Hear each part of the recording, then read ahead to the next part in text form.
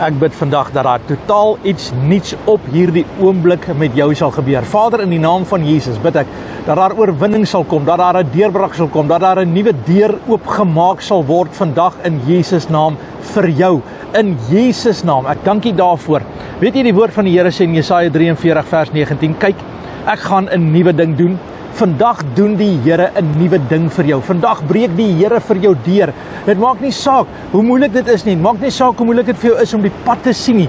Jy het nie nodig om die pad te sien nie. Jy het nodig om die een wat die pad maak raak te sien. En dis Jesus Christus. En hy is vandag vir jou. Hy is saam met jou. Die seën van die Here is oor jou en die krag van die Here tel jou op vandag. Op hierdie oomblik begin daar iets nuuts. Op hierdie oomblik breek daar iets deur. Jy hoef nie meer verdwaal te wees nie. Jy hoef nie meer mismoedig te wees nie.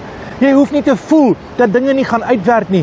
Want hierdie geloof in Jesus Christus, die padmaker, gaan jou situasie verander. Dit aktiveer vandag die deurbraak in jou lewe, die seën van die Here in jou lewe. Die rede daarvoor is, jy saai in God se woord.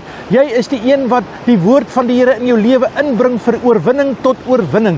En die Here bring vandag vir jou 'n deurbraak, 'n nuwe pad sê hy. Ek gaan 'n nuwe ding doen. Dit gaan vandag uitspruit, sê die Here. Glo dit, vat dit, dis jou deel. Ek wil jou uitdaag vandag. Dis God se plan vir jou vandag. En die Here maak vir jou 'n weg vandag. Jy hoef nie die kaart te hê nie. Jy hoef nie die padkaart te hê nie. Jy hoef nie die GPS te hê nie.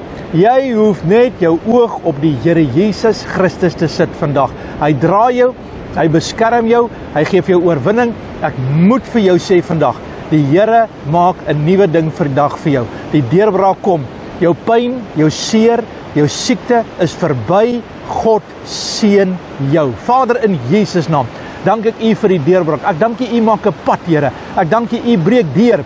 U maak die geleentheid vir die oorwinning en ons eer U daarvoor in Jesus naam. Amen. And God bless.